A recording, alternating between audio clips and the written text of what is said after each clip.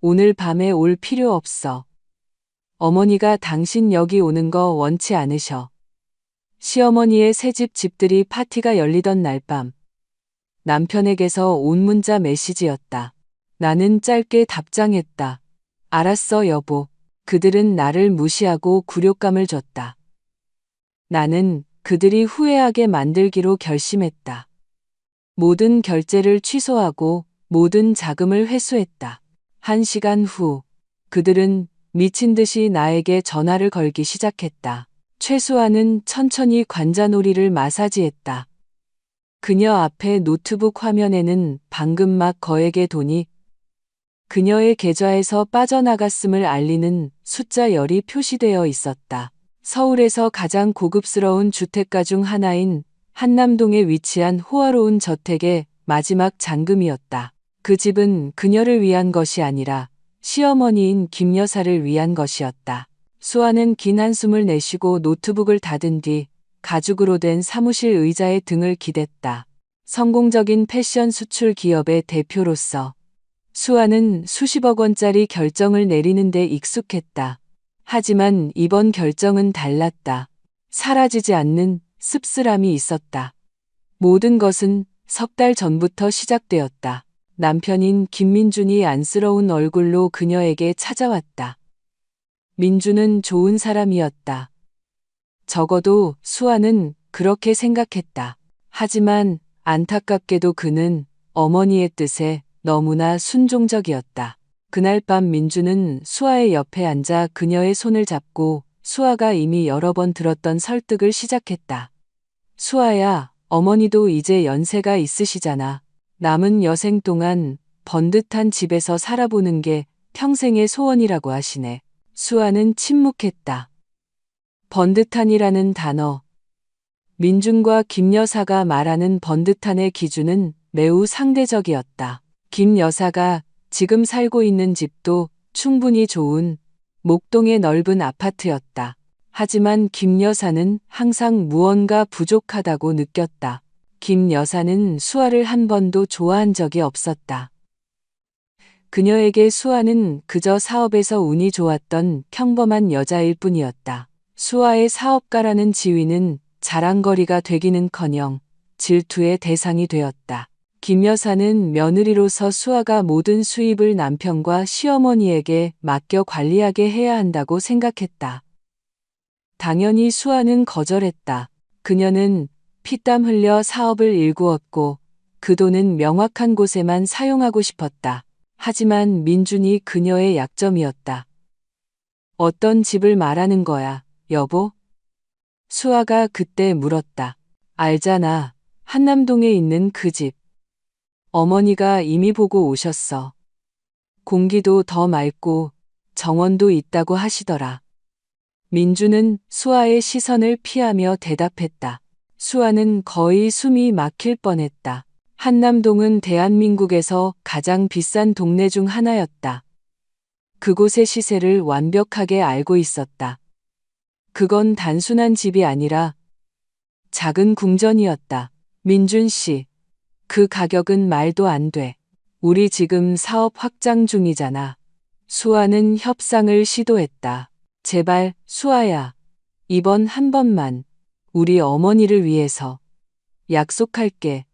이 다음부턴 절대 아무것도 부탁하지 않으실 거야.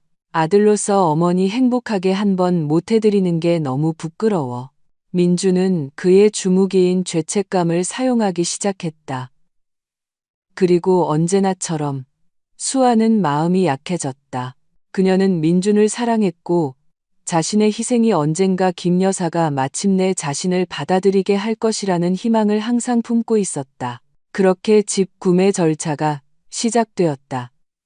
고급 부동산 중개인과 협상한 것도 그녀였고 자신의 이름으로 주택담보대출 서류를 준비한 것도 그녀였다. 그리고 개인 저축의 상당 부분을 차지하는 계약금을 지불한 것도 그녀였다. 민준과 김 여사는 초기 계약서에 서명하고 사진을 찍고 페인트색을 고르기 위해 나타났을 뿐이었다. 모든 과정에서 수아는 자신이 발달린 현금 인출기처럼 느껴졌다. 만날 때마다 김 여사는 수아가 어떻게 지내는지 묻지 않았다. 질문은 항상 같았다. 집은 어떻게 돼가니? 언제 끝나니? 왜 이렇게 오래 걸려? 아, 수아야. 듣자 하니 집들이 파티 케이터링이 엄청 비싸다더라. 너 그거 감당할 수 있지? 내 사모님 모임 친구들 앞에서 창피당하게 하지 마라. 수아는 입술을 깨물었다. 집들이 파티. 그것이 민준과 김 여사가 지난 한 주 내내 계획해 온 것이었다. 내일이 바로 그 중요한 날. 새 집을 공식적으로 선보이는 날이었다. 아이러니하게도 집값을 전부 지불한 수아는 파티 계획에 전혀 참여할 수 없었다.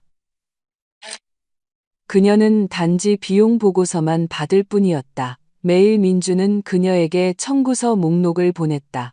최고급 한우가 포함된 고급 케이터링, 네덜란드에서 수입한 꽃 장식, 김 여사의 상류층 친구들을 위한 고급 종이로 인쇄된 초대장, 그리고 수아는 요청된 금액을 이체하는 것 외에 다른 선택의 여지가 없었다. 그날 밤, 수아는 자신의 집인 청담동의 펜트하우스로 돌아왔다. 거실에서는 민준과 김 여사가 파티 서비스 직원들의 유니폼용 옷감 샘플을 보며 웃고 떠들고 있었다. 수아는 그 직원들이 누구인지 전혀 알지 못했다. 아, 수아야. 왔어. 민준이 다소 어색하게 인사했다.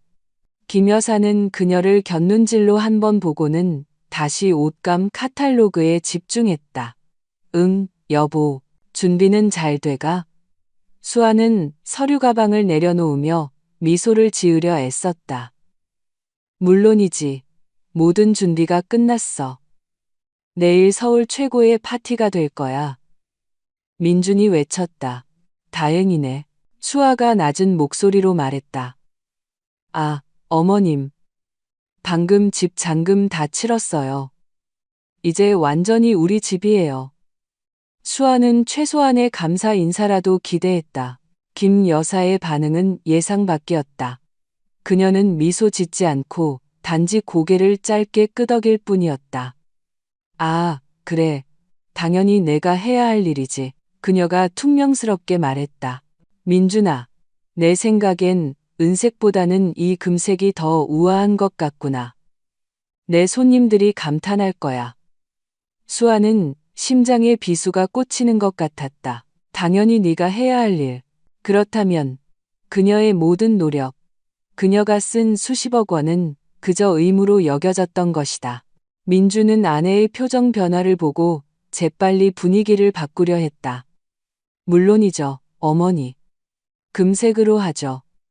수아야, 피곤해? 가서 씻어. 그것은 민준이 수아를 대화에서 배제하는 부드러운 방식이었다. 수아는 힘없이 고개를 끄덕이고 자신의 방으로 향했다. 자신이 바보 같다고 느꼈다. 왜 계속 무언가를 기대하고 있는 걸까? 왜 자신을 명백히 미워하는 사람의 인정을 사려고 애쓰는 걸까? 그녀는 옷을 갈아입는 동안 방문을 살짝 열어두었다. 그들과 다시 마주하기 전에 숨을 고를 필요가 있었다. 그때 그녀는 민준이 통화하는 소리를 들었다. 김 여사는 이미 간 것 같았고 민준은 거실에서 다시 그녀와 통화하고 있었다. 민준의 목소리는 낮았지만 선명하게 들렸다. 네, 어머니, 다 해결됐어요. 수아가 방금 남은 잔액 전부 이체했어요. 민준이 말했다. 짧은 침묵이 흘렀다. 수아는 전화기 너머로 들려오는 김 여사의 희미한 목소리만 들을 수 있었다. 그러자 민준이 웃었다. 네. 어머니, 걱정 마세요. 우리 계획은 확실해요. 그래요. 오늘 입금한 거 확실하죠? 그 후에 당신이 뭘 해야 하는지 알죠? 수아의 심장이 솟는 것 같았다. 우리 계획은 확실해요. 당신이 뭘 해야 하는지. 이게 다 무슨 의미일까? 애써 무시해왔던 불길한 예감이 다시 고개를 들었다. 잘못 들었을 거라고, 그저 과민 반응일 거라고 스스로를 설득하려 했지만 민준의 말투, 비밀로 가득 찬 공모자의 말투는 그녀의 등골을 오싹하게 만들었다. 그녀의 모든 돈이 이체된 바로 직후에 그들이 말하는 그 계획이란 대체 무엇일까? 다음 날은 김 여사의 집들이 디데이였다. 파티는 저녁 7시에 시작될 예정이었다. 수아는 복잡한 심정으로 잠에서 깼다. 어젯밤 민준과 김 여사의 전화통화가 머릿속에서 떠나지 않았다. 당신이 뭘 해야 하는지 알죠? 그 문장이 고장난 레코드처럼 반복되었다. 아침에 민준에게 물어보려 했지만 남편은 일찍 집을 나섰다. 여보, 나 어머니 준비 도와드리러 먼저 가봐야겠어. 당신은 회사 일 봐.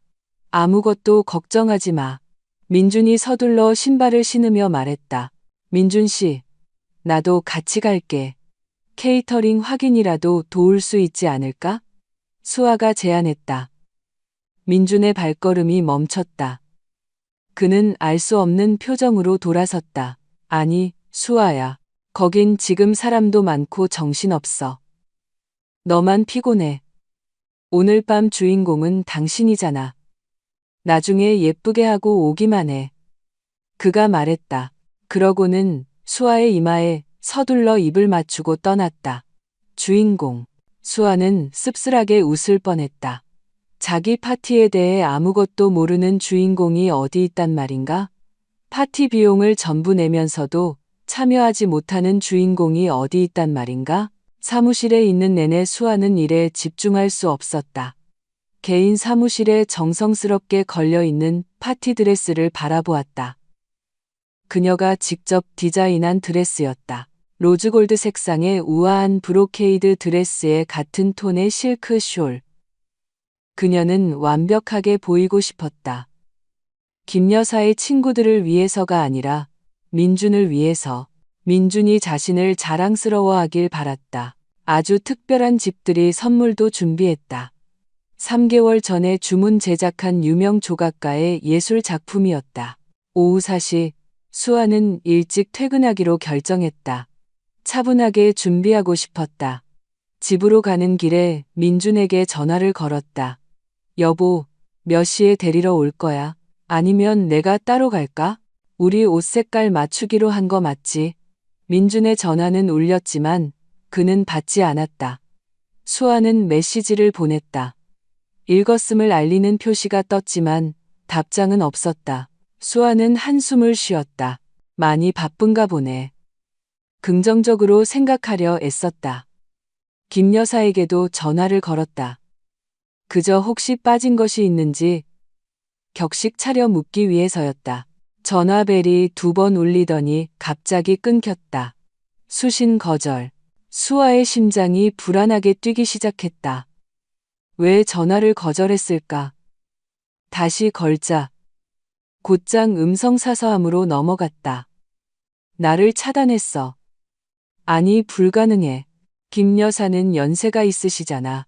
아마 실수로 버튼을 잘못 누르셨을 거야. 수아는 현실을 부정하고 있다는 것을 알면서도 그 주문을 머릿속으로 되뇌었다. 오후 6시. 수아는 샤워를 마치고 화장대 앞에 앉았다. 가볍게 화장을 했다. 손이 약간 떨렸다. 불길한 예감은 점점 더 강해졌다. 다시 민준에게 전화를 걸었다. 이번에는 김 여사처럼 바로 음성 사서함으로 넘어갔다. 뭔가 아주 잘못되었다. 수아는 가만히 앉아 거울 속 자신의 모습을 바라보았다. 거울 속 여자는 아름답고 성공했지만 처량해 보였다. 자신을 원하지 않는 사람들의 관심을 구걸하고 있었다. 자신의 전화조차 받지 않는 사람들의 호화로운 삶에 자금을 대고 있었다. 어젯밤 민준의 말이 다시 뇌리를 스쳤다. 그 후에 당신이 뭘 해야 하는지. 이것이 그의 임무였을까? 모든 돈을 받은 후에 수아를 제거하는 것. 집값이 지불된 후에 등골이 오싹해졌다. 아니야. 그럴 리 없어. 민준 씨는 나를 사랑해. 적어도 예전에는 그랬어. 오후 6시 30분. 파티는 이미 시작되었을 시간이었다. 수아는 여전히 자기 방에 앉아 있었다. 아름다운 파티 드레스는 그대로 걸려 있었고 값비싼 선물은 여전히 포장된 채였다. 세상에서 가장 어리석은 사람이 된 기분이었다. 자신이 돈을 낸 파티를 위해 준비하고 화장했지만 자신이 초대받았는지조차 확신할 수 없었다. 심호흡을 했다. 이 불확실성을 끝내야 했다. 명확한 답이 필요했다. 휴대폰을 들고 메시지 앱을 열었다. 더 이상 전화는 하지 않을 것이다. 민준이 솔직해질 수밖에 없는 메시지를 보낼 것이다. 심장이 산산조각 났지만 잘 관리된 그녀의 손가락은 떨림 없이 타자를 쳤다.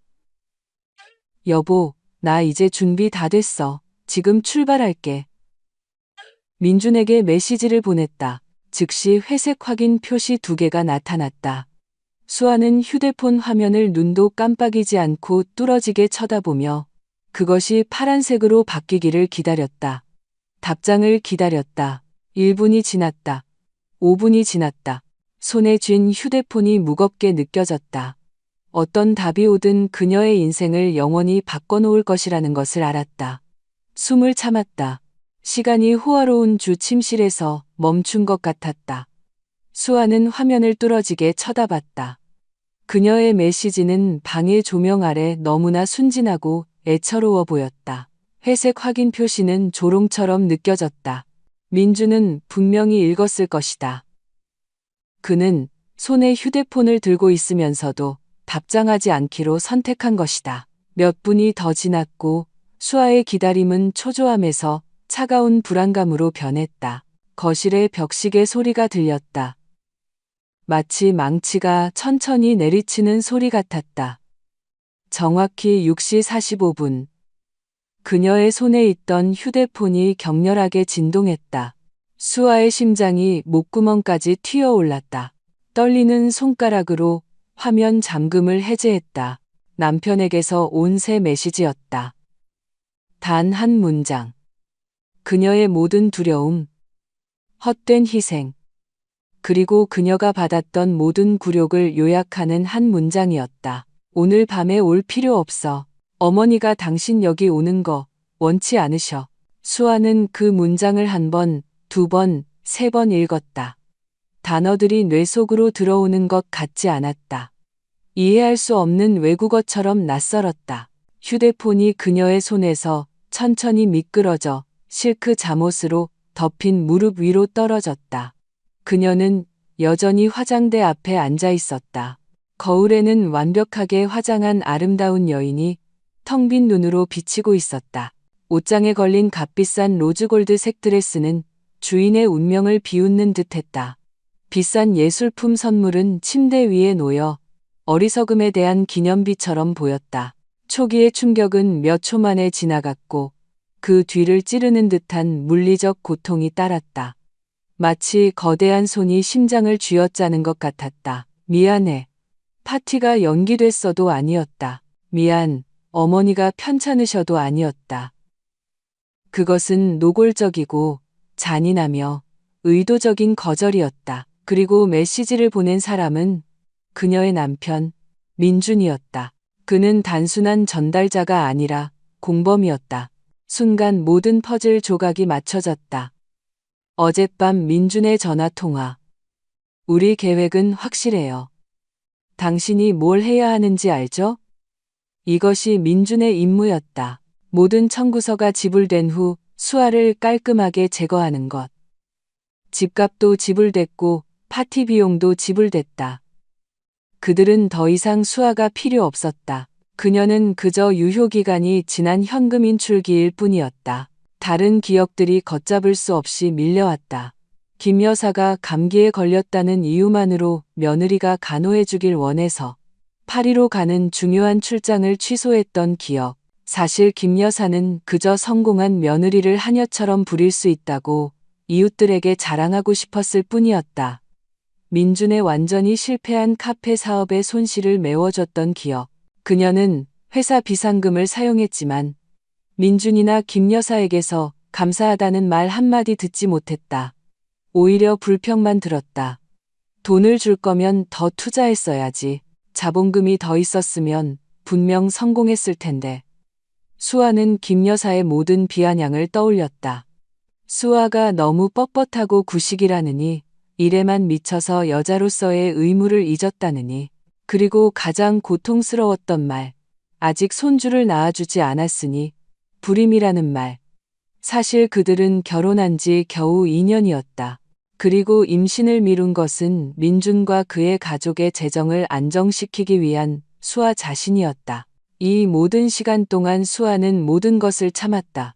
민준에 대한 사랑 때문에 모든 것을 삼켰다.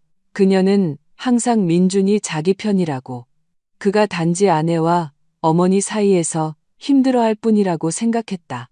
하지만 이 문자 메시지가 증거였다. 민준은 힘들어하지 않았다. 그는 선택했고 그 선택은 수아가 아니었다. 눈물이 눈꺼풀에 고이기 시작했다. 뜨겁고 찌르는 듯하며 굴욕감으로 가득했다. 거의 흐느낄 뻔했다. 소리치고 싶었다. 물건을 던지고 미친 사람처럼 울고 싶었다. 하지만 거울 속 자신의 모습을 본 순간 다른 일이 일어났다. 눈물이 눈꺼풀 가장자리에 멈췄다. 드라이 아이스처럼 차갑고 맑은 분노가 핏줄을 타고 흐르기 시작했다. 고통은 사라지지 않았지만 형태가 바뀌었다. 그것은 힘이 되었다. 그녀는 더 이상 자신의 운명을 한탄하는 약한 여자가 아니었다. 그녀는 자신의 손으로 사업을 일군 최수아였다. 국제적인 고객들과 협상하는 여자, 어려운 결정을 두려워하지 않는 여자. 그리고 오늘 밤, 그녀는 인생에서 가장 어렵고도 가장 쉬운 결정을 내릴 것이다. 그녀는 희생자가 아니었다. 자신의 투자가 썩었다는 것을 막 깨달은 투자자였다. 똑똑한 투자자는 투자가 썩었다는 것을 알면 어떻게 하는가? 손절매한다. 수아는 떨어뜨렸던 휴대폰을 집어들었다. 손가락은 더 이상 떨리지 않았다. 민준의 메시지를 다시 열었다. 오늘 밤에 올 필요 없어. 어머니가 당신 여기 오는 거 원치 않으셔. 그녀는 마지막으로 메시지를 읽었다. 고통이 아닌 혐오감으로. 차갑고 아이러니한 미소가 누드톤으로 칠한 그녀의 입술에 스쳤다. 거울 속 자신을 보며 나지막이 말했다. 좋아, 시작은 너희가 했어. 그녀의 손가락이 화면 위에서 춤을 췄다. 짧은 답장을 써서 민준에게 보냈다. 그들이 잠시나마 승리감에 젖어 잠들게 할 답장이었다. 알았어, 여보. 메시지를 보냈다. 민준이 그것을 읽고 안도할 것을 알았다. 좋아, 언제나처럼 순종적이군.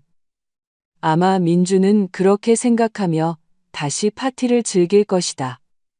승리에 취해서 수아는 개인 휴대폰을 화장대 위에 내려놓았다. 오늘 밤 더 이상 필요 없을 것이다. 그녀는 일어나 침실 구석의 서재로 단호하게 걸어갔다. 파티 드레스와 선물은 무시했다. 편안한 사무실 의자에 앉아 서랍을 열고 다른 휴대폰을 꺼냈다. 업무용 폰. 검고 단단하며 묵직하고 중요한 사람들의 연락처로 가득 찬 물건. 업무용 폰에 화면이 켜지며 자신감 있게 미소 짓는 그녀의 사진이 나타났다. 이것이 진짜 최수아였다. 최수아 대표. 모든 것을 통제하는 최수아. 깊게 숨을 들이쉬고 천천히 내쉬었다. 방 안의 공기가 무겁게 느껴졌다. 앞으로 1시간 안에 모든 다리를 불태워버릴 것을 알았지만 잿더미 위에 새로운 궁전을 짓기 위해서는 그렇게 해야만 한다는 것도 알았다. 그녀의 손가락이 화면을 터치해 단축 다이얼 목록의 첫 번째 이름을 찾았다. 그 이름은 이 부장 PB센터였다. 게임은 이제 막 시작되었다. 저녁 7시 수아는 통화 버튼을 눌렀다. 전화는 지난 5년간 그녀의 자산을 관리해온 프라이빗 뱅커 이 부장에게 연결되었다. 이 부장은 진정한 프로였다. 대표님, 안녕하십니까? 업무 시간 외에는 오랜만에 연락 주셨네요. 차분하고 굵은 목소리가 반대편에서 들려왔다. 이 부장님, 안녕하세요. 방해해서 죄송합니다. 오늘 밤 당장 처리해야 할 긴급 요청이 몇 가지 있습니다. 바쁘지 않으시길 바랍니다. 수아의 목소리는 몇 분 전과는 완전히 달랐다. 감정이나 망설임의 흔적은 없었고 차갑고 명확한 지시의 어조만 있었다. 이 부장은 심각성을 감지했다. 물론입니다. 대표님, 준비됐습니다. 무엇부터 도와드릴까요? 수아가 시작했다. 제 이름으로 된 모든 계좌에서 한남동 부동산 또는 관련 계좌로 설정된 모든 자동이체 및 예약 송금을 즉시 취소해 주십시오. 지금 이 순간부터 효력이 발생합니다. 관리비, 공과금, 뭐든지요. 아시겠습니까? 알겠습니다. 부동산 관련 자동이체를 모두 취소하겠습니다. 이 부장이 컴퓨터를 타이핑하는 소리가 들렸다. 다른 것은요? 네, 이게 핵심입니다. 수아가 말을 이었다. 오늘 오후에 제가 이체한 20억 원의 잔금에 관한 것입니다. 자금이 이미 시행사 계좌에 들어간 것은 알지만 그 주택 매매 계약서의 명의자가 누구인지 알고 싶습니다. 이 부장이 데이터를 확인했다. 여기 기록에 따르면 계약 명의자는 김 여사님으로 되어 있습니다.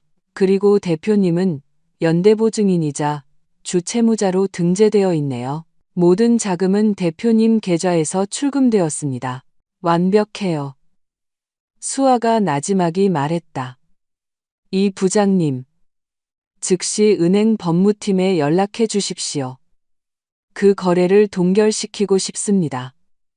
제 자금을 회수하고 싶어요. 이유를 찾으세요. 사기, 강압, 부당한 영향력, 뭐든 상관없습니다. 그 집의 소유권 이전 과정에 문제가 생기게 하고 싶습니다. 이 부장의 작은 한숨 소리가 들렸다. 대표님, 그건 매우 복잡합니다. 자금은 이미 이체되었고 지불 완료된 계약을 취소하는 것은 복잡한 거 압니다. 수아가 단호하게 말을 잘랐다. 쉬운 일 하라고 부장님 월급 드리는 거 아닙니다. 저는 VIP 고객이고 오늘 밤 제 최우선 과제는 그 거래의 법적 문제를 만드는 것입니다. 저는 소유권 이전에 관련된 어떤 서류에도 서명하지 않을 겁니다. 그 집을 은행 분쟁 상태로 만드세요. 제 말 알아들으셨습니까?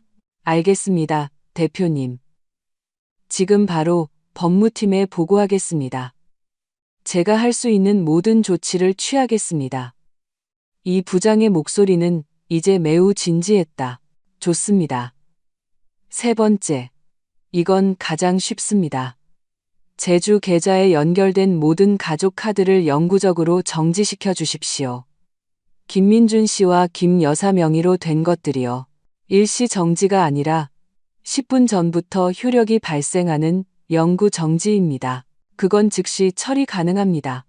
김민준님, 김 여사님 영구 정지 처리됐습니다. 이 부장이 말했다. 더 필요하신 것 있습니까? 지금은 그게 다입니다. 1시간 안에 모든 요청에 대한 확인 이메일을 보내주세요. 수아는 말하고 전화를 끊었다. 그녀는 멈추지 않았다. 손은 즉시 다음 연락처를 찾았다. 한남동 부동산의 마케팅 이사인 윤 이사였다. 수아는 그와 몇 번 만난 적이 있었다. 여보세요? 윤 이사님, 안녕하십니까? A1구역 주택 구매자 최수아입니다. 수아의 목소리는 이제 약간 공황 상태인 듯 하지만 여전히 통제된 톤으로 바뀌었다. 아, 최 대표님. 안녕하십니까? 무슨 일이십니까? 파티는 잘 되어 가고 있나요? 윤 이사가 쾌활하게 인사했다. 파티요. 수아는 작고 마른 웃음을 터뜨렸다. 이사님, 아주 심각한 문제가 생겨서 전화드렸습니다. 제가 A1구역의 보증인이자 전액 지불자 맞죠? 네, 물론입니다, 대표님. 100% 대표님 자금입니다. 좋습니다. 저는 방금 제가 남편과 시어머니에게 사기를 당했다는 정보를 입수했습니다. 그들이 공모하여 그 자산을 가로채려 했습니다. 네, 대표님, 무슨 말씀이십니까? 윤 이사의 목소리가 높아졌다. 설명할 시간이 없습니다. 하지만 분명한 것은 합법적인 지불자인 저는 어떤 소유권 이전에도 동의한 적이 없다는 것입니다. 공식적으로 통보합니다. 저는 모든 자금을 회수할 것이며 그 주택에 대해 분쟁을 제기할 것입니다. 오늘 오후의 이체는 압박하에 이루어진 것입니다. 수아는 메시지가 잘 전달되도록 약간의 드라마를 섞어 거짓말을 했다. 하지만 대표님, 돈은 이미 지불됐고 파티가 진행 중인데요. 바로 그겁니다. 이사님, 지금 당장 팀을 그곳으로 보내세요. 파티를 중단시키고 그 집을 가압류하세요. 그 집은 이제 분쟁 중입니다. 저는 어떤 서류에도 서명하지 않을 겁니다. 만약 시행사가 김 여사에게 열쇠를 넘겨준다면 저는 귀사를 사기 공모 혐의로 고소할 겁니다. 네, 대표님 진정하십시오. 즉시 저희 보안팀과 법무팀을 현장으로 보내겠습니다. 주택의 상태를 동결시키겠습니다. 윤 이사는 완전히 공황 상태였다. 수십억대 구매자의 소송은 그의 악몽이었다. 좋습니다. 연락 기다리겠습니다. 수아는 전화를 끊었다. 2개의 방아쇠를 당겼다. 은행과 부동산. 이제 3번째. 그녀는 자기 회사의 운영팀장에게 전화했다. 송 팀장, 밤에 미안해요. 김민준 이사에 대한 임원 복리후생 회수 서류를 준비해줘요. 검은색 제네시스 G90, 번호 123가 4567. 회사 명의 맞죠? 네, 대표님. 남편분께 제공된 차량입니다. 송 팀장이 의아해하며 대답했다. 아니요, 더 이상 아니에요. 내일 아침부터 그 차량 회수를 시작하세요. 오전 9시에 어디에 있든 사람을 보내 차를 회수하고 그의 이름으로 된 급여 계좌를 동결하세요.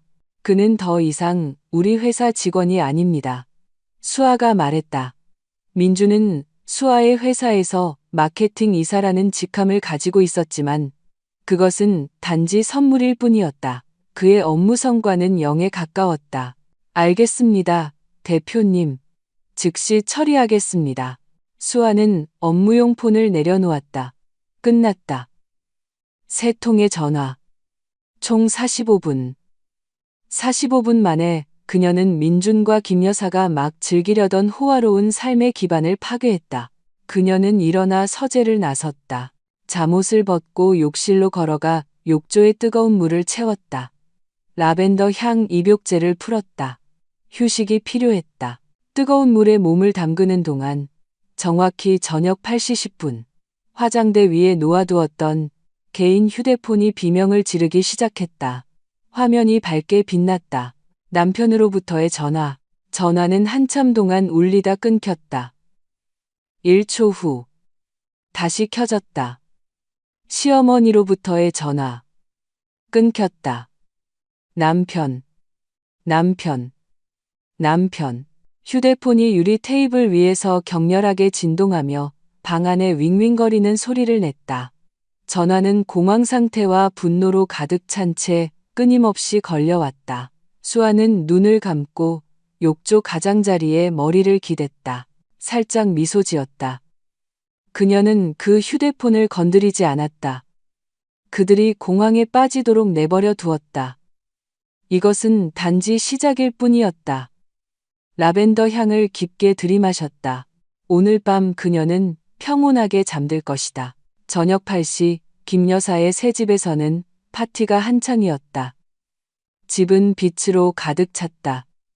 새로 설치된 크리스탈 샹들리에가 반짝이며 수입 대리석 바닥에 빛을 반사했다. 흰 백합과 장미 장식이 구석구석을 채우며 부드러운 향기를 퍼뜨렸다.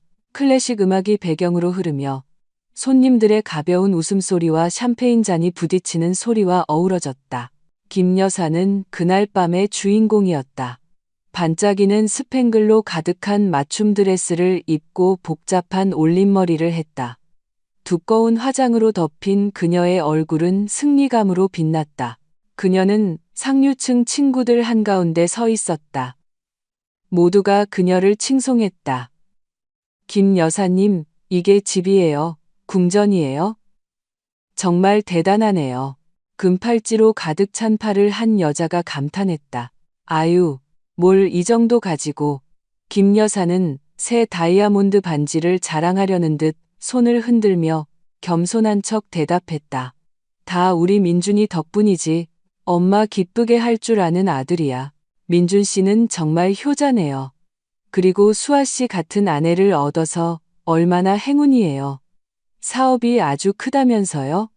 다른 사람이 끼어들었다. 수아의 이름을 듣자 김 여사의 얼굴이 순간 굳었지만 그녀는 재빨리 억지 미소로 표정을 바꿨다. 아, 수아. 그래, 걔는 일을 많이 하지. 열심히 일하는 것이 부끄러운 일이라는 뉘앙스를 담아 말했다. 하지만 물론 모든 걸 운영하는 건 민준이야. 민준이 없으면 수아는 아무것도 아니지. 우리 민준이가 아주 똑똑하거든. 근처에 있던 민준은 자랑스럽게 미소 지었다. 그는 왕이 된 기분이었다. 그는 해냈다. 어머니의 가장 큰 꿈을 이루어 주었다. 성공한 아들임을 증명했다. 손목시계를 보았다. 수아에게 마지막 문자를 보낸 지 거의 1시간이 지났다. 아내의 알았어라는 답장은 그를 매우 안심시켰다. 수아는 언제나처럼 순종적이었다. 이제 방해 없이 이 파티를 즐길 수 있었다. 그는 변덕스러운 어머니와 부유한 아내, 둘 다 성공적으로 통제하고 있다고 느꼈다. 바로 그 순간, 케이터링 책임자인 정 실장이 태블릿을 들고 다소 굳은 미소를 지으며 그에게 다가왔다. 김 이사님, 안녕하십니까? 방해해서 죄송합니다. 계약에 따라 케이터링 잔금 50%는 오늘 행사 중에 결제되어야 합니다. 아, 물론이죠. 민준이 태연하게 말했다. 예상했던 바였다. 그는 지갑에서 플래티넘 신용카드를 꺼냈다. 수아가 준 무제한 한도의 가족 카드였다. 이걸로 결제해 주세요. 정 실장은 카드를 받아 휴대용 단말기에 긁었다. 몇 초 후 그는 미간을 찌푸렸다. 죄송합니다, 이사님. 거절되었습니다. 민준의 미소가 살짝 떨렸다. 네? 거절이라니요. 불가능해요. 다시 해보세요. 통신 상태가 안 좋아서 그럴 겁니다. 정 실장이 다시 시도했다. 계속 거절됩니다. 이사님. 거래 거절이라고 나옵니다. 주변에서 조용한 수군거림이 들리기 시작했다. 근처에 있던 몇몇 손님들이 우연히 그 장면을 보았고 민준의 얼굴이 달아오르기 시작했다. 다른 카드 있습니다. 그가 약간 긴장하며 말했다. 그는 매우 고급스러워 보이는 검은색 메탈 카드를 꺼냈다. 그것 또한 수아의 가족 카드였다. 정 실장에게 건넸다. 이건 확실히 될 겁니다. 정 실장이 카드를 긁었다. 결과는 같았다. 이것도 거절됩니다. 김 이사님. 영구 정지된 카드 해지됨이라고 나옵니다. 민주는 거의 소리칠 뻔했다. 정지라니 무슨 말입니까? 그럴 리가 없어요. 그는 공황에 빠지기 시작했다. 창피함이 온몸으로 퍼져나갔다. 손님들의 시선이 자신에게 꽂히는 것을 느낄 수 있었다. 죄송하지만 정 실장의 목소리는 이제 더 단호하고 차가워졌다. 그의 친절한 미소는 사라졌다. 총 금액은 3천만 원입니다. 저희 회사 규정은 엄격합니다. 결제가 완료되지 않으면 저희는 서비스를 중단해야 합니다. 서비스를 중단한다고요? 파티가 한창인데. 민준이 쏘아붙였다. 음료 제공을 중단하고 주방장들은 메인 요리 준비를 멈출 겁니다. 그리고 30분 안에 해결되지 않으면 뷔페를 철수하기 시작하겠습니다. 미쳤어요? 민주는 정말 공황 상태였다. 김 여사는 소동을 눈치채고 다가왔다. 민준아, 무슨 일이니? 왜 정 실장 표정이 안 좋아? 김 여사의 목소리는 여전히 거만했다. 신용카드에 문제가 있습니다, 사모님. 정 실장이 더 이상 존중을 보이지 않고 직설적으로 말했다. 케이터링 비용이 아직 지불되지 않았습니다. 김 여사의 눈이 휘둥그레졌다. 뭐라고? 민준아, 왜 아직 지불이 안 됐어? 내 아내는 어디 있니? 왜 걔가 이걸 처리하지 않은 거야? 바로 그 순간 두 번째 혼돈이 닥쳤다. 클래식 음악이 갑자기 멈췄다. 모든 손님들이 입구 쪽으로 고개를 돌렸다. 그곳에는 검은 정장을 입은 세 남자가 서 있었다. 손님이 아니었다. 그들의 얼굴은 심각하고 긴장되어 있었다. 중앙에 서서 가장 권위 있어 보이는 사람은 민준도 아는 부동산의 윤 이사였다. 신사숙녀 여러분, 안녕하십니까? 파티를 방해해서 죄송합니다. 윤 이사의 목소리가 갑자기 조용해진 공간에 크고 명확하게 울려 퍼졌다. 저는 한남동 부동산의 윤 이사입니다. 김 여사님과 김민준 씨를 찾고 있습니다. 모든 시선이 이제 민준과 김 여사에게 쏠렸다. 두 사람은 마치 무대 위에 스포트라이트를 받는 것 같았다. 무슨 일이십니까? 윤 이사님, 민준이 물었다. 목소리가 떨렸다. 아주 심각한 행정상의 문제가 발생했습니다. 윤 이사가 다가오며 말했다. 그는 더 이상 파티의 예절 따위는 신경 쓰지 않았다. 방금 은행과 저희 법무팀으로부터 통보를 받았습니다. 이 주택의 주 채무자이자 전액 지불 보증인인 최수아 씨가 이 거래에 대한 동의를 철회했습니다. 뭐라고요? 김 여사가 소리쳤다. 동의를 철회하다니. 그게 무슨 소리야? 이 집은 돈 다 냈어. 내 아들 와이프가 다 냈다고. 그게 문제입니다, 사모님. 윤 이사의 목소리는 차가웠다. 그녀가 지불했고 그녀가 분쟁을 제기했습니다. 최수아 씨는 사기와 강압 정황을 주장하고 있습니다. 합법적인 지불자로서 당신에게 열쇠를 넘겨주는데 동의한 적이 없다고 합니다. 오늘 오후에 이체된 자금은 그녀의 요청에 따라 은행에 의해 동결되었습니다. 법적으로 이 집은 현재 분쟁 상태입니다. 정적. 손님의 잔에서 얼음이 녹는 소리가 들릴 정도로 조용했다. 분쟁? 김 여사의 얼굴이 시체처럼 창백해졌다. 저희는 어떻게 해야 하죠? 한 손님이 침묵을 깨고 물었다. 이 파티는 끝났습니다. 윤 이사가 단호하게 말했다.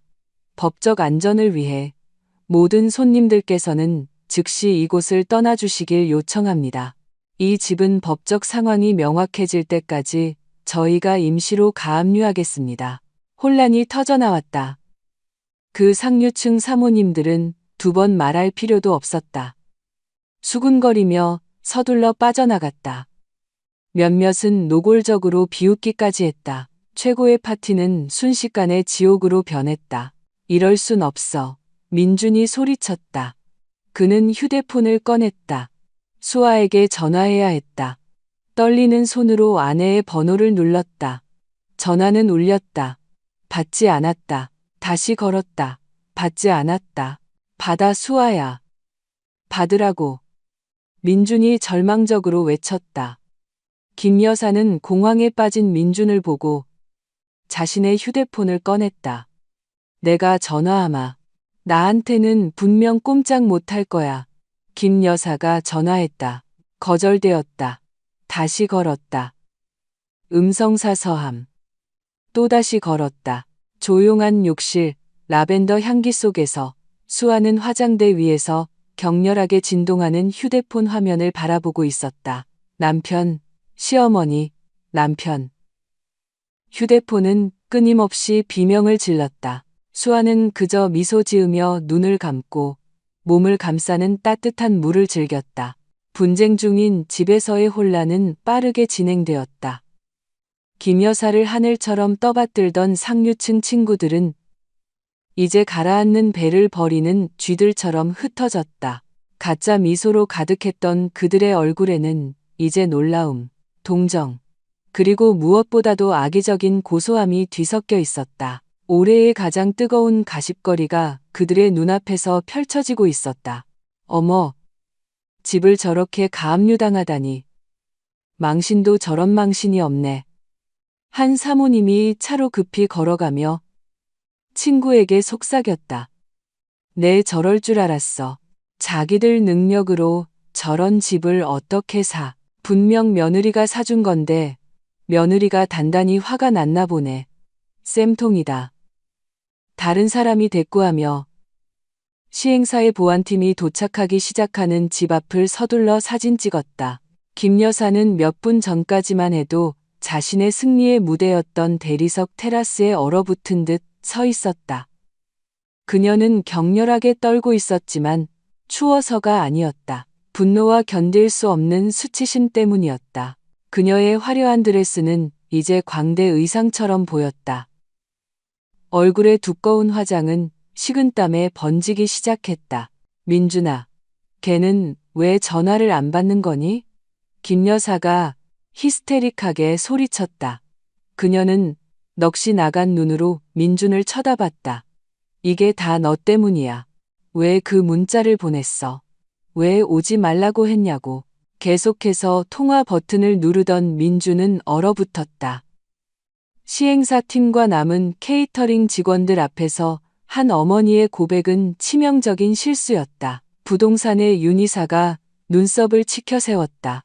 아, 그래서 의도적으로 지불 당사자가 자신의 행사에 참석하는 것을 막으셨군요.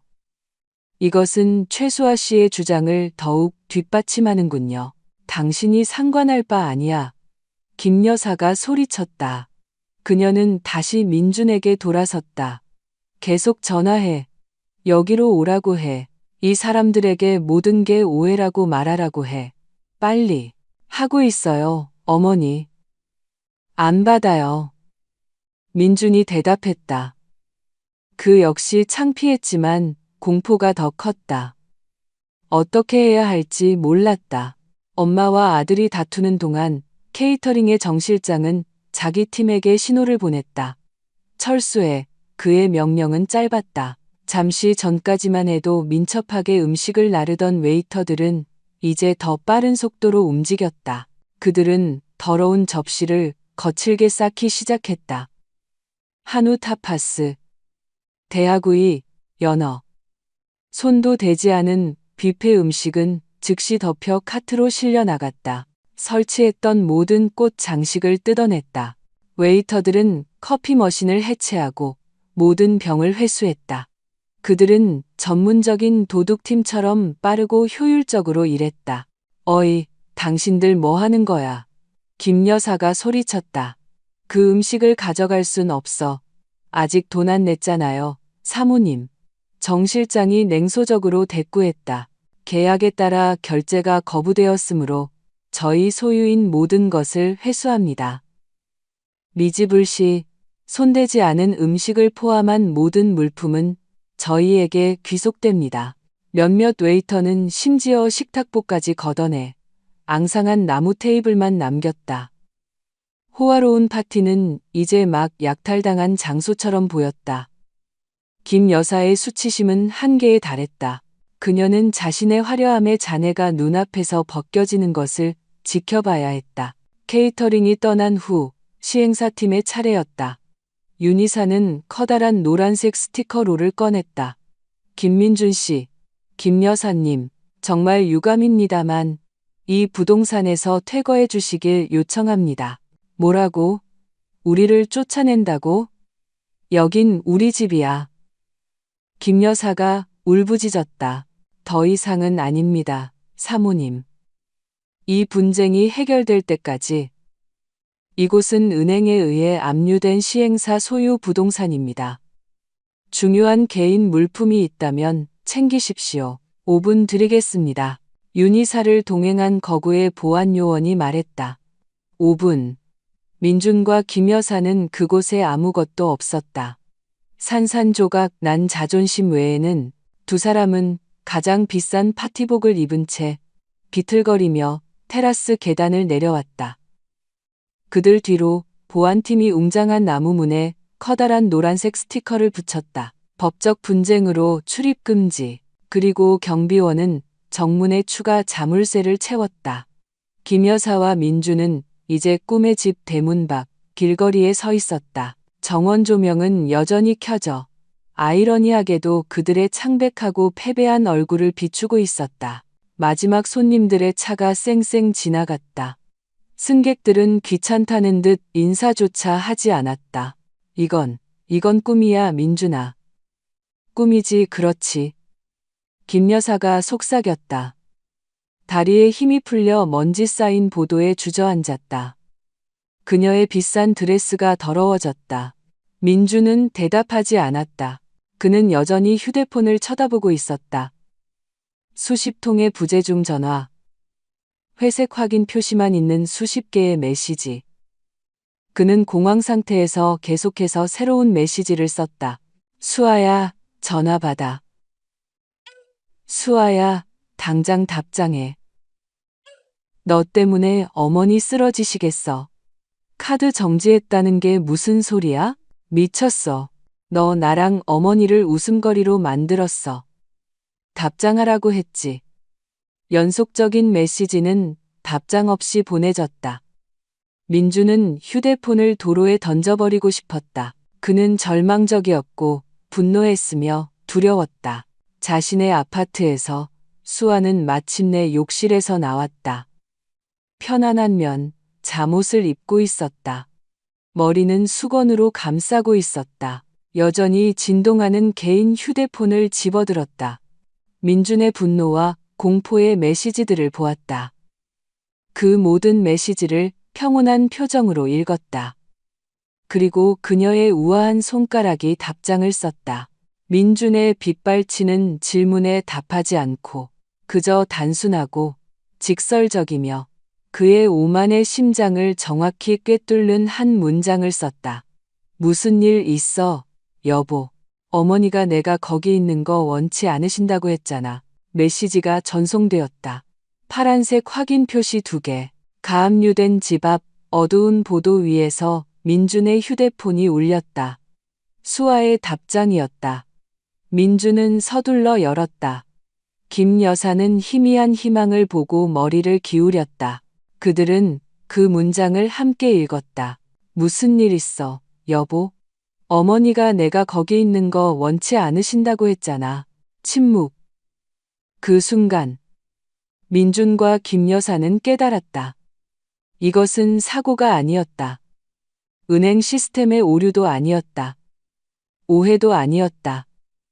이것은 복수였다. 수아는 알고 있었다. 모든 것을 알고 이 모든 것을 계획했다.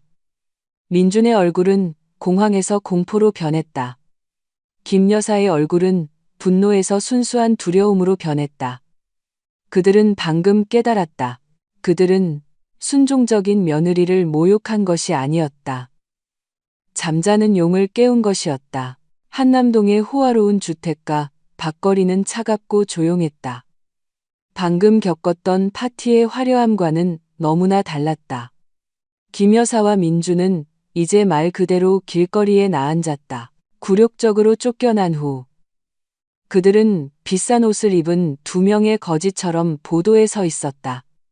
잡으려는 택시는 몇 번이고 그냥 지나쳤다. 아마도 방금 소동이 있었던 곳에서 손님을 태우고 싶지 않았을 것이다. 마침내 거의 30분 동안 창피를 견딘 후 한 택시가 그들을 태우기 위해 멈췄다. 차 안은 숨막히는 침묵으로 가득했다. 민주는 앞자리에 앉았다. 손가락은 답장 없는 분노의 메시지를 보내며 휴대폰 키보드를 쉬지 않고 두드렸다. 김 여사는 뒷자리에 앉아 창문에 기대 있었다. 그녀의 창백한 얼굴은 이제 억눌린 분노로 일그러져 있었다. 화려한 드레스는 땀으로 축축한 피부에 가려웠다. 택시기사는 백미러로 그들을 곁눈질하며 긴장감을 느꼈지만 조용히 있었다. 어디로 모실까요? 고속도로 입구에 가까워지자 운전기사가 낮은 목소리로 물었다. 민주는 침묵했다. 뭐라고 대답해야 할지 몰랐다. 어머니가 항상 불평하던 그 작고 낡은 집으로 돌아가야 할까? 아니면 수아의 아파트, 청담동의 그 호화로운 펜트하우스로? 청담동으로 가주세요. 뒷자리에서 김 여사가 속삭였다. 목소리가 쉬어 있었다. 그 여자를 만나야 해. 이 모든 걸 취소하게 만들어야지. 민주는 고개를 끄덕였다. 청담동으로 가주세요. 그는 운전기사에게 말했다. 수아와 이야기해야 했다. 이건 분명 그냥 엄포일 뿐이었다. 수아는 그를 사랑했다. 분명 수아의 마음을 다시 돌릴 수 있을 것이다. 조금 화를 내고 조금 애원하면 수아는 그가 알던 순종적인 아내로 돌아올 것이다. 그들의 호화로운 아파트 건물 로비에 도착했을 때 민주는 첫 번째 문제에 부딪혔다. 로비 문에 출입 카드를 댔다. 빨간 불이 켜졌다. 실패. 다시 시도했다. 실패. 접근 거부됨. 민준이 나지막이 욕설을 내뱉었다. 이번엔 또 뭐야? 김 여사가 소리쳤다. 카드가 안 먹혀. 민준이 으르렁거렸다. 김민준 씨. 로비의 보안 요원이 그들에게 다가왔다.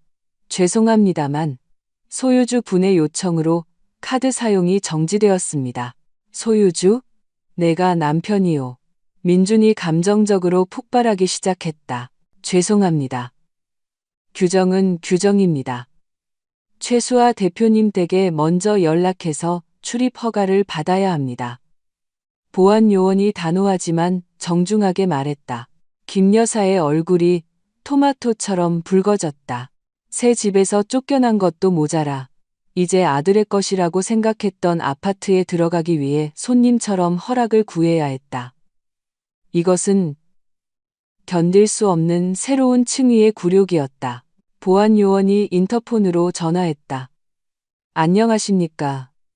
최수아 대표님. 보안실입니다. 김민준 씨와 김 여사님께서 로비에 와 계십니다. 올려보내도 되겠습니까? 짧은 침묵이 흘렀다. 민주는 숨을 참았다. 만약 수아가 로비에서 그들을 거절한다면 그의 인생은 끝장이었다. 수아의 차분한 목소리가 인터폰을 통해 들려왔다. 올라오라고 하세요. 기다리고 있었어요. 민주는 약간 안도했다. 거봐요. 날 기다리잖아요. 그는 보안 요원에게 말하고 어머니의 팔을 끌어 엘리베이터로 향했다. 엘리베이터는 너무 느리게 움직이는 것 같았다. 민주는 구겨진 셔츠를 바로잡았다. 김 여사는 헝클어진 머리를 정돈했다. 그들은 전쟁을 준비하고 있었다. 딩. 엘리베이터 문이 펜트하우스 층에서 열렸다. 민주는 초인종을 누를 필요가 없었다. 집 문이 살짝 열려 있는 것을 보았다. 그는 문을 거칠게 밀었다. 수아야, 이게 다 무슨 짓이야. 그가 들어가며 소리쳤다.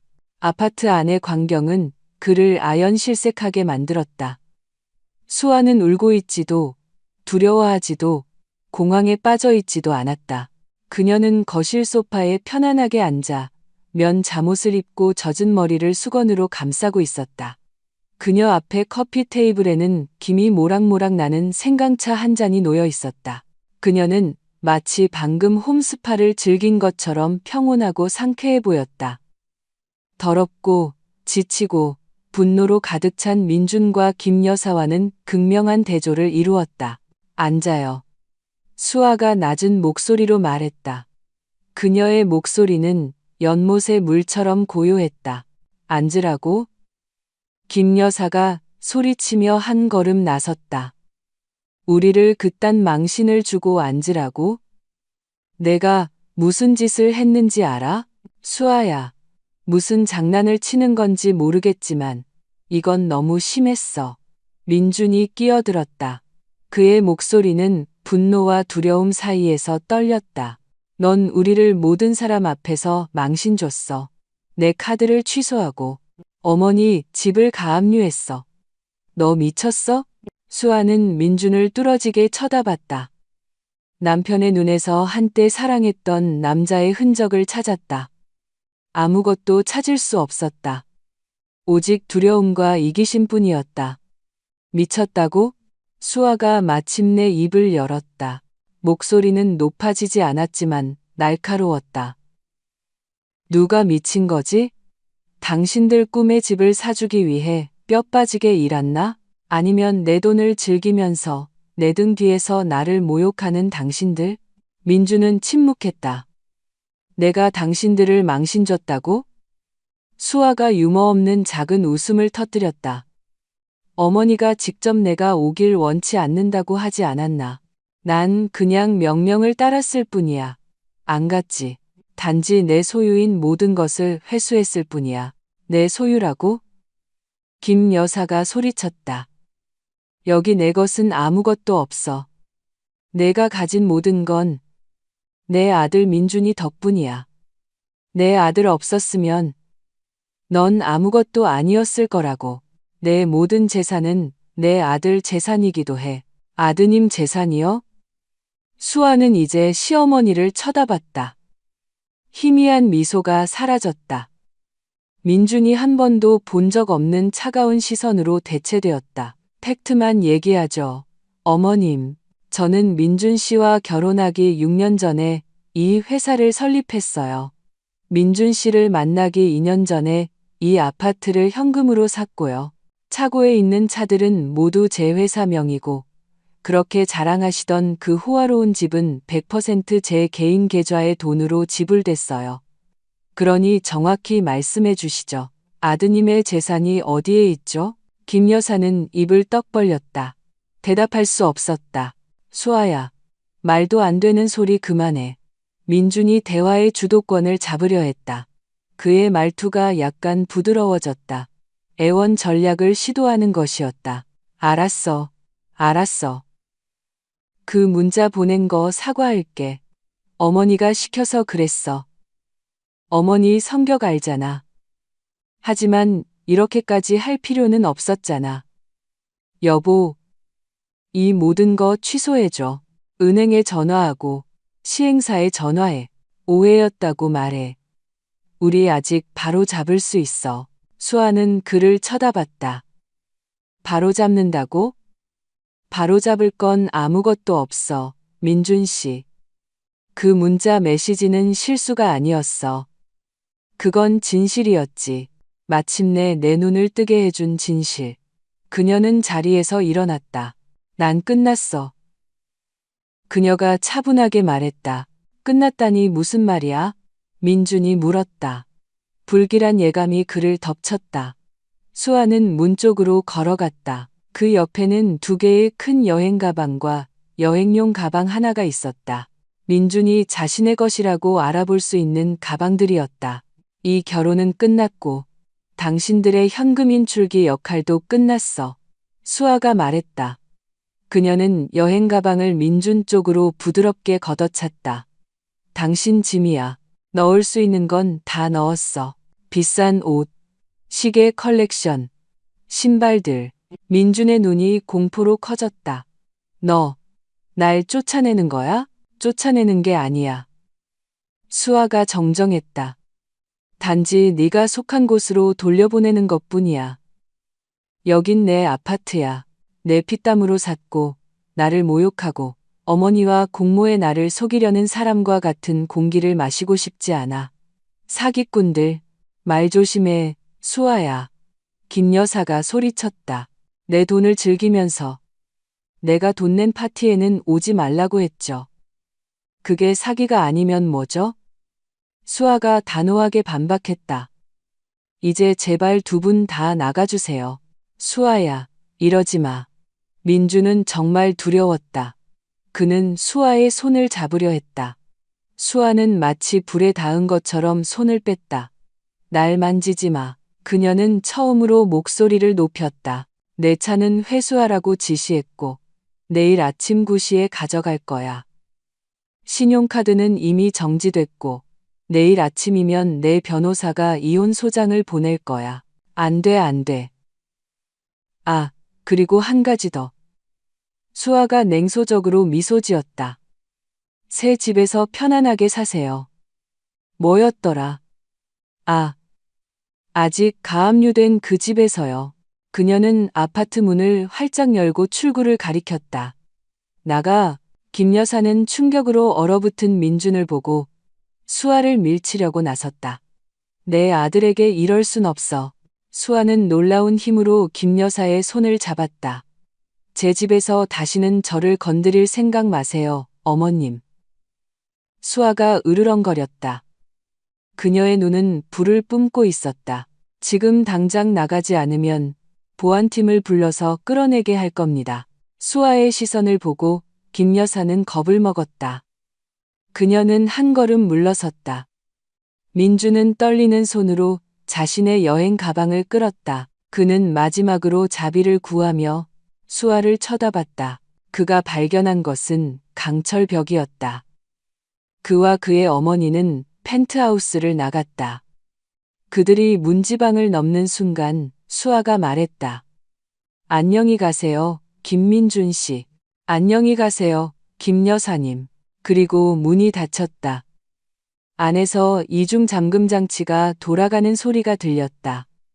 철컥, 철컥. 민준과 김 여사는 차갑고 호화로운 복도에 서 있었다. 여행 가방 더미 옆에서 그들은 이제 공식적으로 집 없는 사람들이 되었다. 민준은 좌절감에 복도 벽을 쳤다.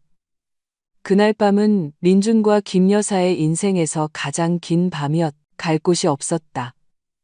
도시 외곽, 관악구에 있는 김 여사의 낡은 집이 가장 부끄러운 선택지처럼 보였지만 다른 방법이 없었다. 호텔에 간다고? 무슨 카드로 결제할까? 민준의 모든 카드는 정지되었다. 지갑 속 현금은 그곳까지 가는 택시비를 겨우 낼 정도였다. 마침내 자정이 넘어 낡은 집에 도착했다. 몇 주 동안 비어있던 집은 퀴퀴한 냄새가 났고 먼지로 가득했다. 여전히 파티 드레스를 입고 있던 김 여사는 분노를 터뜨렸다. 이게 다 너 때문이야, 민준아. 내가 더 강했더라면, 그 여자 돈에 그렇게 의존하지 않았더라면. 김 여사는 자신이 모든 물질적 요구의 근원이었음을 잊고 아들을 탓했다. 그 문자 보내라고 한 건 어머니셨잖아요. 민준도 지지 않고 반박했다. 파티에서 걔 얼굴 보기 싫다고 한 건 어머니셨어요. 그들은 먼지 쌓인 거실 한가운데서 아이러니하게도 민준의 값비싼 여행 가방에 둘러싸여 격렬하게 다투었다. 그날 밤 그들은 상처받은 마음과 서로에 대한 원망으로 가득 찬 채 좁은 방에서 잠이 들었다. 다음 날 아침, 현실은 그들을 더 세게 강타했다. 민주는 휴대폰 소리에 잠이 깼다. 전화가 아니라 알람이었다. 오전 9시. 그 순간 무언가 생각났다. 그는 뛰쳐나갔다. 아니나 다를까. 어머니의 작은 건물 앞에는 그의 흰색 제네시스 G90. 수아의 회사차가 서 있었다. 건장한 남자 2명이 내렸다. 민주는 소리치려 했지만 차가 이미 집 담장 밖에 주차된 것을 보았다. 남자는 그저 그에게 다가왔다. 김민준 씨. 저희는 회사 자산 회수팀입니다. 최수아 대표님께서 이 차량을 회수하라고 지시하셨습니다. 한 남자가 작업 지시서를 보여주며 말했다. 민주는 아무것도 할 수 없었다. 그저 순순히 열쇠를 건넬 수밖에 없었다. 그가 자랑스럽게 몰고 다니던 고급차가 다른 사람에 의해 운전되어 멀어지는 것을 지켜보았다. 이제 그는 정말 아무것도 없었다. 타격은 거기서 끝나지 않았다. 오전 11시경 민준과 김 여사가 커피와 딱딱한 빵으로 비참한 아침 식사를 하고 있을 때 오토바이 퀵서비스 기사가 집 앞에 멈췄다.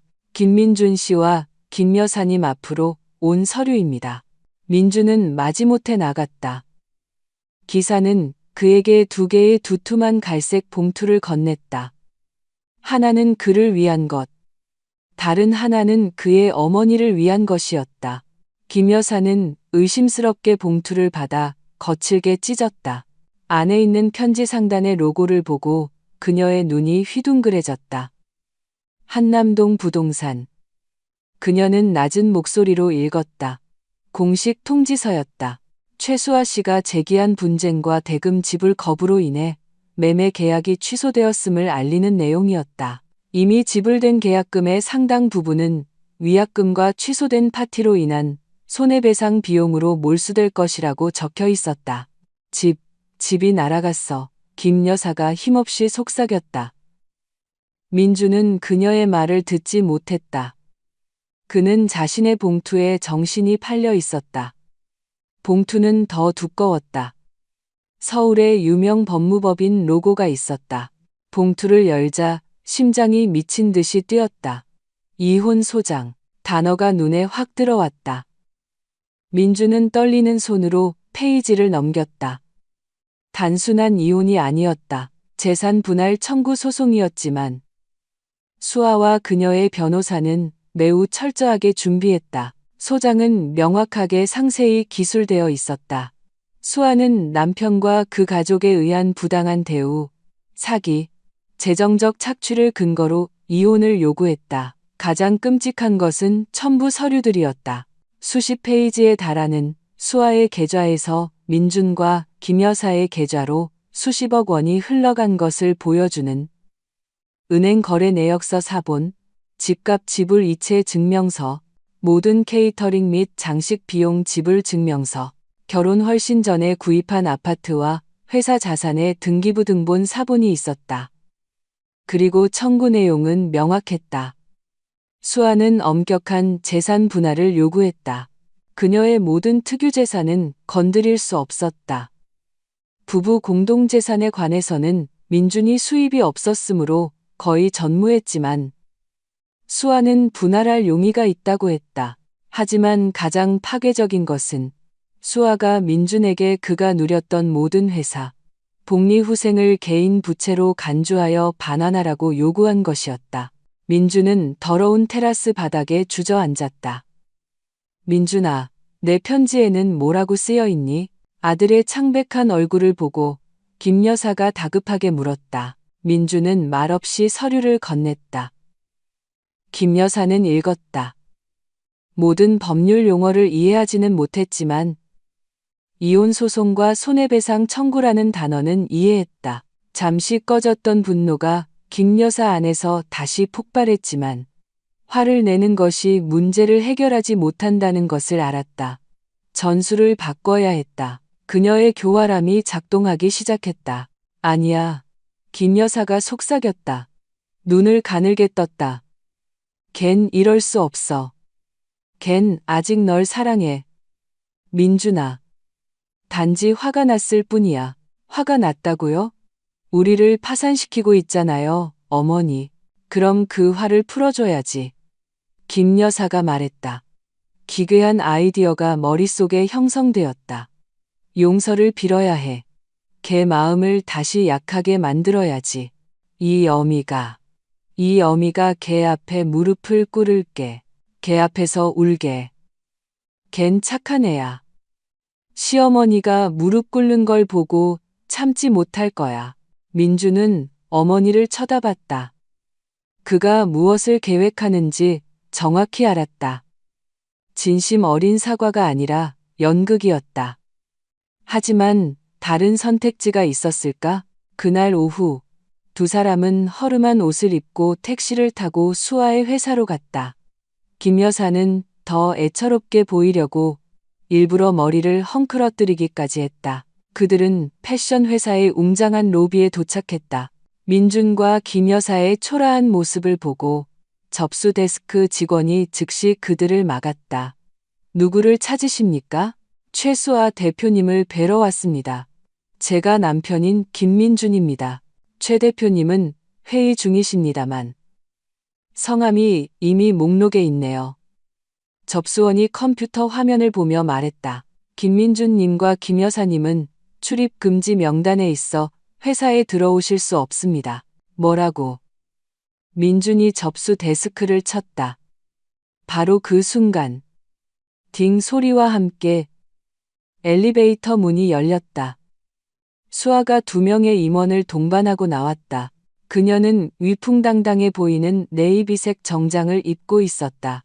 얼굴은 상쾌하고 집중되어 보였고 마치 어젯밤의 일이 전혀 부담되지 않는 듯했다. 임원들과 무언가 이야기하며 살짝 웃고 있었다. 수아를 보자 김 여사는 즉시 달려가 연기를 시작했다. 수아야, 내 딸아. 김 여사는 바닥에 무릎을 꿇고 수아의 다리를 잡으려 했다.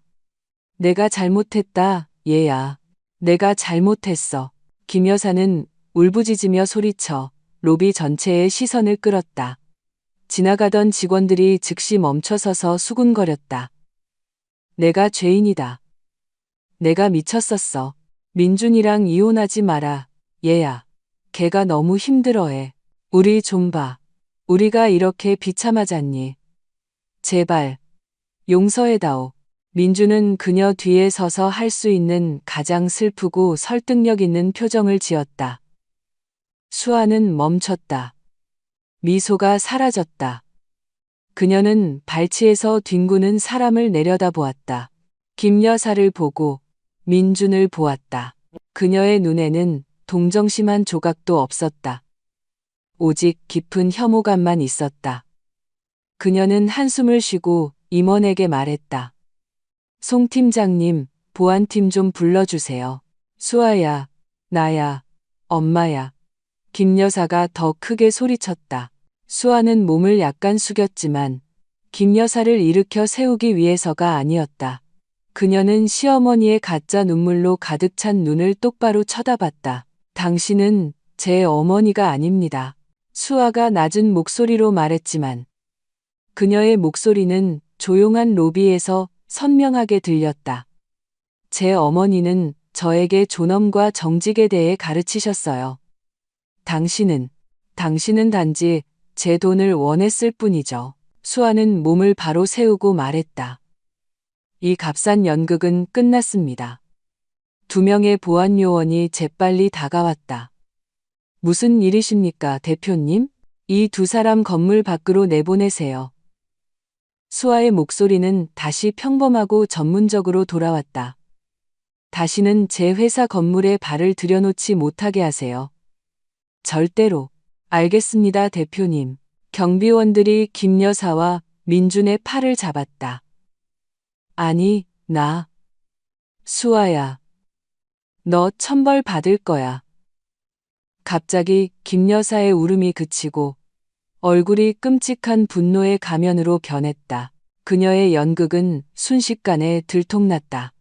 그녀는 발길질을 하고 욕설을 퍼부었다. 민준은 끌려가면서 순순히 따르는 수밖에 없었다. 그는 수아를 쳐다봤지만 그녀는 돌아보지도 않았다. 수아는 단지 옷매무새를 가다듬고 돌아서서 아무 일도 없었다는 듯 임원과 대화를 계속하며 다시 엘리베이터로 향했다. 김 여사가 로비의 유리문을 통해 끌려나가면서 그녀는 마지막으로 소리쳤다. 너 후회할 거야, 최수아. 유리문이 닫히며 그녀의 목소리를 차단했다. 엘리베이터 안에 수아는 살짝 미소 지을 뿐이었다. 후회는 이미 넘어섰다. 이제 그녀는 자유의 영역으로 들어가고 있었다. 그 후 몇 달은 민준과 김 여사에게 지옥이었다. 수아의 회사에서 굴욕적으로 쫓겨난 후 그들은 외곽의 좁은 집으로 돌아왔다. 한때 꿈의 집을 위해 거만하게 버렸던 그 집은 이제 숨막히고 비참한 감옥처럼 느껴졌다. 실패한 파티, 가압류된 집, 그리고 수아의 회사 로비에서 쫓겨난 김 여사의 굴욕적인 이야기는 불길보다 빠르게 퍼져나갔다. 김 여사의 상류층 친구들은 그녀에게서 멀어졌을 뿐만 아니라 모든 모임에서 그녀를 적극적으로 웃음거리로 만들었다. 김 여사? 아, 그 분쟁 난 사람. 하하하. 듣자 하니 지금 다시 쪽방에서 산다던데. 안 됐어. 그러게 오만하면 안 되는 거야. 특히 며느리 돈 가지고는 사회적 인정에 목숨 걸던 김 여사는 완전히 무너졌다. 며칠 동안 방에 틀어박혀 있었다. 식사를 거부했다. 이웃들과 마주칠까봐 부끄러워서 집 밖으로 나가지 않았다. 스트레스, 수치심, 불규칙한 식습관은 그녀의 건강을 급속도로 악화시켰다. 고혈압이 재발했고 당뇨병은 악화되었다. 한때 화려한 드레스로 자신을 치장하던 여자는 이제 삐걱거리는 침대에 낡은 잠옷을 입고 누워 자신의 운명을 한탄했다. 한편 민주는 출구를 찾으려 애썼다. 사실 수아가 준 돈의 찌꺼기였던 그의 저축은 생활비로 금방 사라졌다. 직업을 구해야 했지만 그가 무엇을 할 수 있었을까?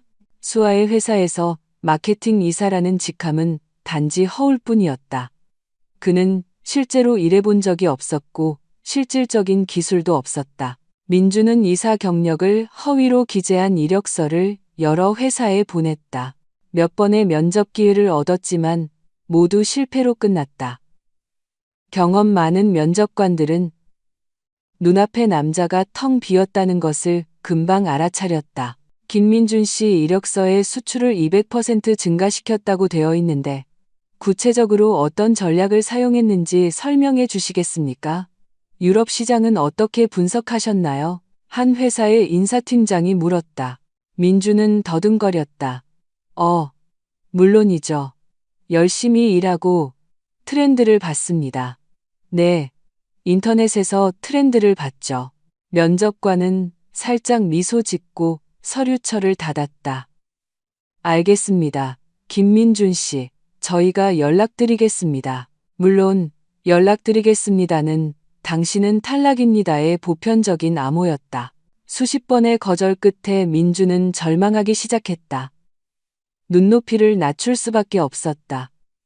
이사에서 부장으로 거절, 과장으로 거절, 평사원으로 거절. 마침내 엄청난 수치심을 안고 그는 할 수 있는 어떤 일이든 해야 했다.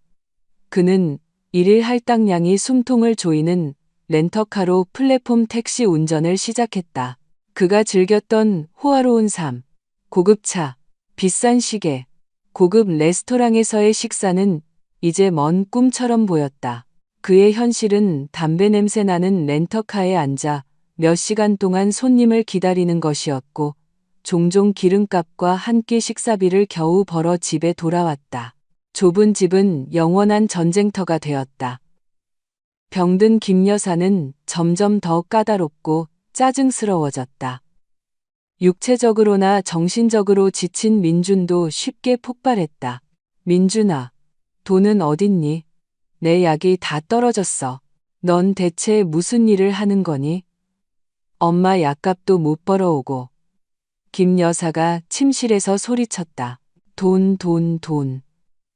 돈 버는 게 쉬운 줄 아세요? 민준이 차 열쇠를 식탁에 던지며 반박했다. 새벽부터 새벽까지 운전하는데 이게 다예요. 겨우 밥에 계란 프라이 하나 먹을 정도라고요. 수아 있을 땐 안 그랬잖아. 그땐 착한 아들이었지. 수아의 이름을 듣자 민준의 목에 핏대가 섰다. 그만해요, 어머니 그만. 이 모든 게 누구 때문에 일어났는데요? 어머니 때문이잖아요. 어머니 허영심 때문에. 그렇게 욕심 많지 않았더라면, 수아를 모욕하지 않았더라면 우리가 이렇게 되진 않았을 거예요. 이제 내 어미를 탓해. 남편 노릇 제대로 못한 건 너야. 내 아내 하나 통제 못한 건 너라고. 멍청한 놈. 그런 싸움이 그들의 일상이 되었다. 그들은 서로를 탓하고 저주했다. 엄마와 아들 사이에는 더 이상 사랑이 없었다. 오직 증오와 뒤늦은 후회만 남았다. 그들은 스스로 만든 가난의 덫에 함께 갇혔다. 살아남기 위해 그들은 집에 남은 물건들을 팔기 시작했다. 낡은 가구, 김 여사가 한때 자랑했던 모조 보석들. 모든 것이 헐값에 팔렸다. 민준과 수아의 이혼 절차는 신속했다.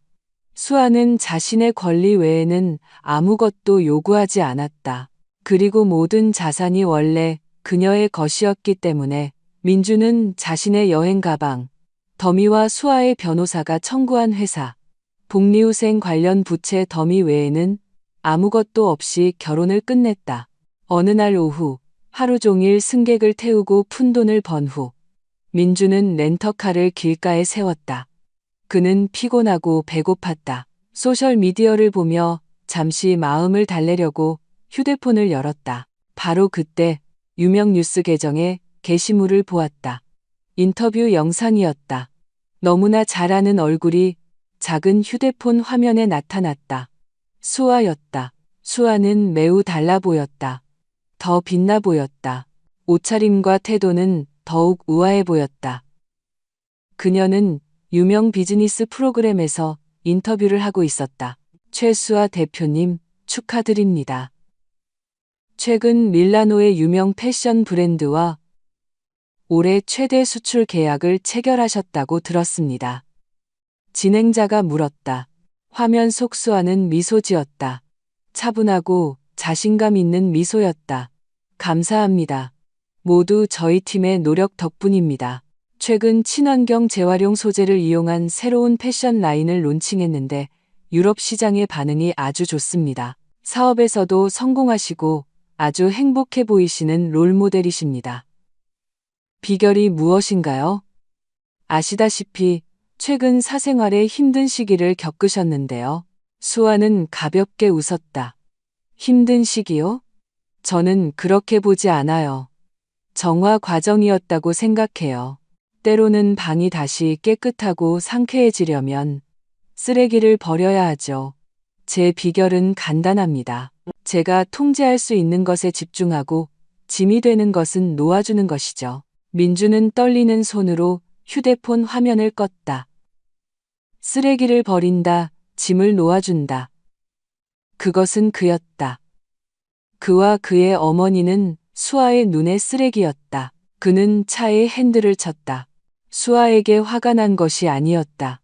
처음으로 자기 자신에게 화가 났다. 자신의 어리석음에 화가 났다. 그가 무엇을 잃었는지 보았다.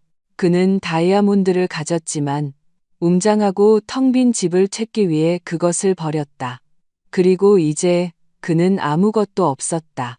수아가 에어컨이 나오는 TV 스튜디오에서 인터뷰를 하는 동안 전 이사 김민주는 텅 빈 배와 산산조각 난 마음으로 뜨거운 렌터카에 홀로 앉아 있었다. 업보는 완벽하게 임무를 완수했다. 그 재앙적인 집들이 밤으로부터 1년이 지났다. 민준과 김 여사에게는 고통의 1년이었지만 수아에게는 365일의 자유와 성장이었다. 그녀의 이혼은 6개월 전에 공식적으로 마무리되었다. 판사는 수아의 모든 요구를 받아들였다. 수아의 재산 소유 증거가 너무나 강력하고 명확했기 때문에 재산 분할은 순조로웠다. 회사의 일부를 주장하며 싸우려 했던 민준은 법정에서 웃음거리만 되었다. 그의 변호사는 민준의 기여도를 단 1원도 증명하지 못했지만 수아의 변호사는 민준이 아무런 기여 없이 회사에서 유용한 수억 원을 쉽게 증명했다. 민준은 완전히 패배한 남자로 법정을 나섰다.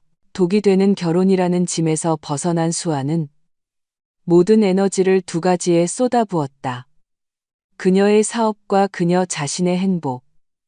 그리고 그 결과는 놀라웠다.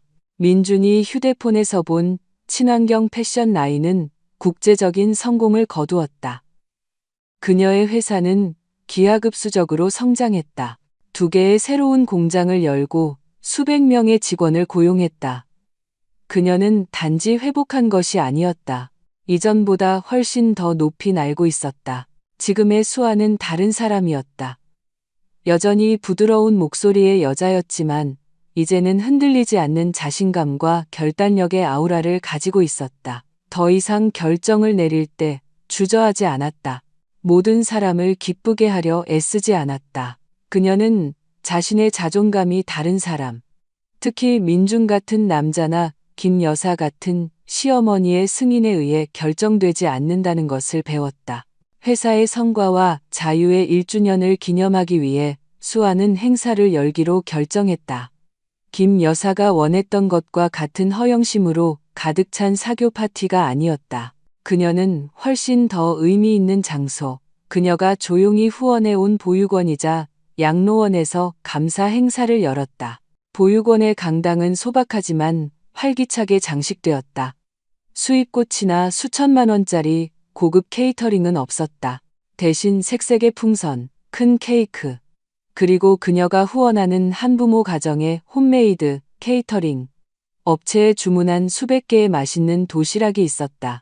그녀의 귀빈들은 금팔찌를 한 유명인사들이 아니라 밝게 웃는 고아들과 진심으로 미소 짓는 노인들이었다. 수아는 아이들과 함께 바닥에 앉아 있었다. 매우 우아해 보이는 단순한 흰색 원피스를 입고 있었다. 어린아이에게 밥을 먹여주며 아이가 옹알이할 때 환하게 미소 지었다. 그녀의 얼굴에는 어떤 짐도 없었다.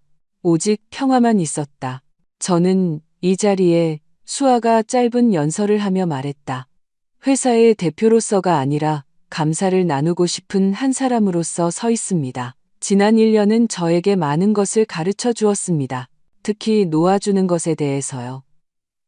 그녀는 앞에 있는 진실된 얼굴들을 바라보았다. 때때로 우리가 할 수 있는 최선은 놓아주는 것입니다. 짐을 내려놓고, 과거를 놓아주고, 우리의 영혼을 병들게 하는 사람들을 놓아주는 것이죠. 왜냐하면 오직 빈손으로만 우리는 더 아름다운 새로운 축복을 받을 수 있기 때문입니다. 행사는 공동 기도로 끝났다. 수아는 상징적으로 보육원 건물 전체 리모델링을 위한 거액의 기부금을 전달했다. 직원들과 아이들은 감격에 겨워 울었고 수아를 위해 끊임없이 기도했다.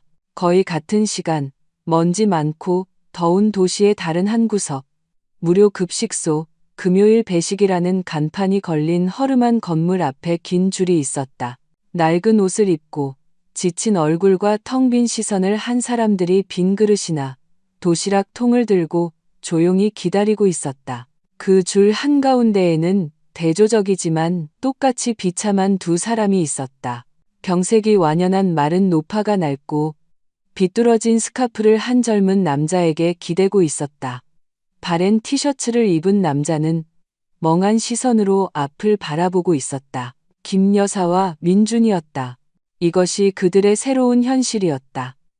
민준이 할부금을 내지 못해 렌터카를 잃고 운전사 일자리도 잃은 후 그들은 완전히 파산했다. 이웃들의 동정으로 살다가 이제는 무료 급식소에서 줄을 서서 연명하고 있었다. 좀 앞으로 가. 민준아.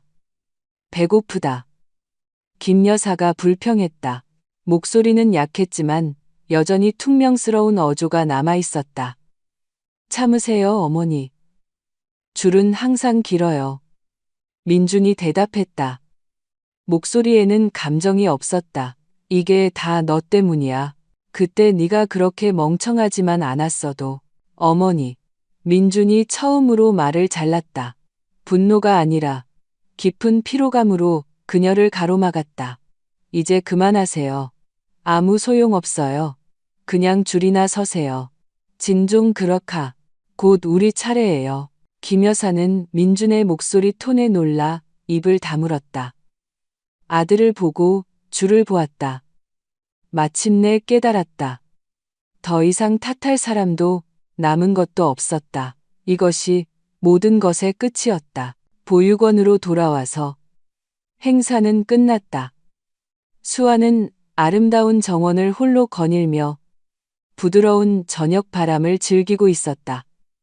비서가 다가왔다. 대표님, 차 준비됐습니다. 오시의 국제 비즈니스 잡지 인터뷰가 예정되어 있습니다. 수아는 고개를 끄덕였다. 붉게 물들기 시작하는 저녁 하늘을 바라보았다. 평화를 느꼈다. 그녀는 민준과 김 여사를 용서했다. 그들을 위해서가 아니라 자기 자신을 위해서, 과거에 남은 독소를 놓아주기 위해 용서했다. 한때 시어머니에게 호화로운 집을 사주기 위해 모든 것을 희생할 준비가 되어 있던 수아를 기억했다. 단지 모욕당하기 위해서. 그녀는 살짝 미소 지었다. 한때 나는 그들에게 집을 사주기 위해 필사적이었지.